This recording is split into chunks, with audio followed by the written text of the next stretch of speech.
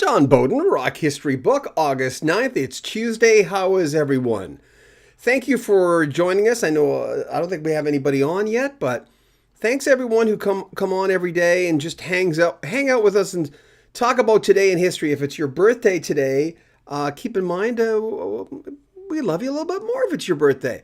If August 9th is the birthday of someone you know, please share this on their timeline. They'll probably appreciate it.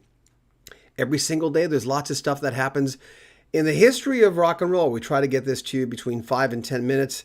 But today, August 9th, Whitney Houston is born. Jerry Garcia dies. McCartney records Mother Nature's Son from the White Album 25 times at Abbey Road Studios. Sly and the Family Stone released the ultimate summer song, which is hot fun in the summertime. AC/DC scored their first UK #1. And that's just going through it really, really quickly. So there you go. I'm going to open up our thing. Oh, Melody R. Hey, Blaze Eisner, Brother John, Brother Blaze. Nice to have you on here. I'm going to turn this down so this doesn't flop up before we go there. If you want to contribute to the station, there's links in the description of this video. Okay, you ready to rock and roll? Okay, born on this day, 1939, Billy Henderson, a founding member of the Spinners. Where is he? I got him right here. Founding member of the Spinners. Born in Detroit, Michigan. He died February 2nd, 2007. 1943, American singer Wanda Young. She was a member of the 1965 band, lead singer of the Motown group, the Marvelettes. Let me take this button down. Learning the buttons. 1944, Vic Prince, drummer for Pretty Things, who had a big 64 hit, #10 single, Don't Bring Me Down. In 1946, Rinus Gerritsen, probably butchering that name. I'm not familiar with the guy. I'm familiar with Golden Earring, though. He was a bassist and keyboardist for the band. He was born in Holland, Netherlands.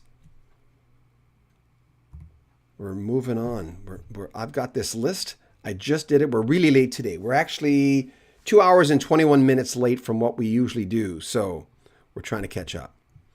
One of my favorite drummers, Charlie Morgan, worked with Nick Kershaw, Kate Bush, worked with Elton John. Charlie Morgan, born on this day in 1955. Charlie's still with us and really, really nice guy. Always enjoyed interviewing him. A plethora of information. 1972, Arian Salazar, bassist guitarist for Third Eye Blind, born in Oakland, California. Oh, a big one. Whitney Houston is born in Newark, New Jersey. She died on February 11th, 2012. Such a tragic life with Whitney Houston when you look at it. You know, the picture we have on the cover, that's Whitney on her first few albums around that era. And even though she had great fame and not many people could surpass what she did as far as singing in concert, but still. And by the way, the national anthem thing was done in one take, but it was pre-recorded. She was lip-syncing to it, but she did record that. That was her voice on there. In 1995, Jerry Garcia of the Grateful Dead, he passed away from a heart attack. He was 53 years old. He always looked like he was 20 years older. But, you know, he lived the when in Rome lifestyle of a rocker, that's for sure. And huge. I mean, I talked to Bruce Hornsby on Harbor Lights. He played with him and he said, he was just a different cat. And of course, he played with the Grateful Dead. Bruce Hornsby did for a short time.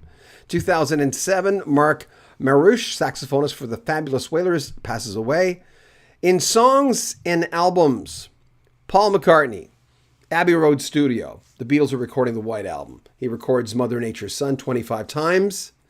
I'm sure they're probably available, right? I don't buy a lot of Beatles rarity stuff, but 1969, the ultimate summer song, Hot Fun in the Summertime, which is really about what you think it is. The great things we do in the summertime. And not every song has the vibe that it's trying to get, but that has that vibe. You hear that. You feel like spraying each other with a water hose or something, or going cycling. It was recorded before their very high-profile performance at Woodstock, and of course that totally expanded their audience. Sly Stone has always been a very different character. He's had his own issues, and he's kind of a recluse, but man, he gave us an awful lot. Love that song. In 1969, Three Dog Night released Easy to Be Hard. Here we go. Bee Gees, 1975. It was the first Bee Gees album I ever bought, main course. They went number one on the U.S. charts with Jive Talkin', the group's second U.S. number one. Love that song. I was just listening to their album Spirits Having Flown before I got on here. In 1980, AC/DC record or score their first UK number one album with Back in Black, Brian Johnson's first album with the band. In 1980, ABBA, excuse me, I'll get it together. ABBA scored their 8th UK number one with The Winner Takes It All. I'd kind of given up on the band by that, taken from their album Super Trooper.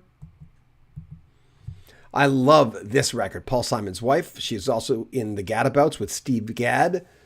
It's Edie Brickell and the New Bohemians released their debut album, Shooting Rubber Bands at the Stars. In 1994, hold on a second. Let's get this right here. 1994, Leonard Skinner released Endangered Species, their 8th album. In events, we got the Rolling Stones are performing at the New Elizabeth Ballroom in Manchester, and 2 police officers fainted. Another one was taken to the hospital with broken ribs after they were trying to control the crowd. In 1967, at the England's National Jazz and Blues Festival, it was, I guess, in Sunbury, Jerry Lee Lewis is kicked off the stage when an over-enthusiastic crowd member almost creates a riot. 75 Jive Talkin' by the Bee Gees is number one in the U.S. as well, their first disco chart topper. 78 Muddy Waters performs at Carter's White House. And in 86, this is our last one, Knebworth Park Festival in England. Queen plays a concert with Freddie Mercury, who passed away. Their last concert with Freddie Mercury, who passed away 5 years later. 120,000 people were there. Of course, they were playing the big ones. We Are the Champions, We Will Rock You, God Save the Queen. And in 1991, the Fifth Dimension are awarded the Star of the Hollywood Walk of Fame. And that's it for Today in History today on August 5th. If you know someone whose birthday is August 5th, or if it's yours, well, happy birthday, first of all. You're a very special person. But if you know somebody's birthday, put this on their timeline. I'm sure they'd appreciate it. I'm going to read some of the comments. Chris Householler, live, nice. Thanks, John. Chris again, Radar Love. Yeah, that's right. Blaze Eisner, Marvelettes, don't mess with Bill. Twilight Zone, Melody R, yes. Would That Demon. I'm surprised that you didn't mention that yesterday was the 42nd anniversary of Xanadu. We did. We actually did in the Today in History. We talked about Xanadu. It was, I think, one of the first things that came up with Today in History. Sad day with Olivia Newton-John. We're from the school now of it's always something, right? It's always something going on. Anyway, thank you. If you want to support the channel, there are links in the description where you can help us out through PayPal or through Patreon. We're putting a lot of stuff on Patreon today, a lot of extra stuff, and some things that will never see the light of day on YouTube in general, just special things for our Patreon members. So thank you so much for joining us. Take good care of yourself. Have a good Tuesday, and I'll be back if anything breaks on Rock History Music. Of course, we're always on there, and other channels as well. Take care. Have a nice one.